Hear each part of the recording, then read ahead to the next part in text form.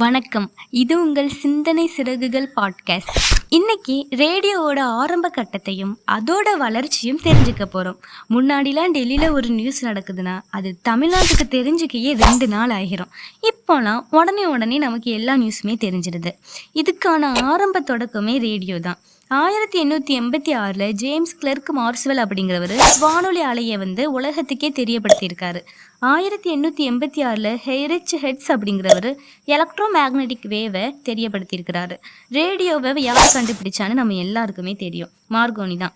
அவருக்கு எப்படி இந்த மின்காந்த ஒளி அலைகள் மீதான ஆர்வம் வந்துச்சுன்னா, அவருக்கு காது பெருசாக இருக்குமா. அவங்க அம்மா காது பெருசாக இருக்கிறதுனால கிண்டல் பண்ணிகிட்டே இருப்பாங்களாம். அதுக்கு அவங்க அப்பா சொல்லியிருக்காரு, இவனுக்கு பெரிய காது இருக்கிறதுனால தான் மிக சிறிய ஒளியை கூட அவனால் நல்லா கேட்க முடியுது அப்படிங்கிற விஷயத்த சொல்லியிருக்காரு.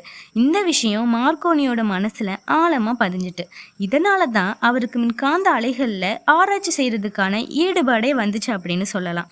வேர்ல்டு வார் 1 and 2ல் ரேடியோ பங்களிப்பு ரொம்ப முக்கியத்துவமாக இருந்திருக்கு.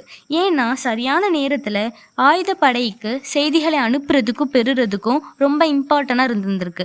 வானொலி கண்டுபிடிச்சது யாருன்னு கேட்டால் எல்லோருமே மார்கோனின்னு தான் சொல்லுவோம். ஆனால் வானொலி கண்டுபிடிக்கிறதுல பலரோட பங்களிப்பு இருந்திருக்கு. அமெரிக்கா, ஏசியா போன்ற சில நாடுகள் சேர்ந்து வானொலிக்கான ஒரு உலக தினத்தை கொண்டாடலாம் அப்படின்னு முடிவு பண்ணாங்க.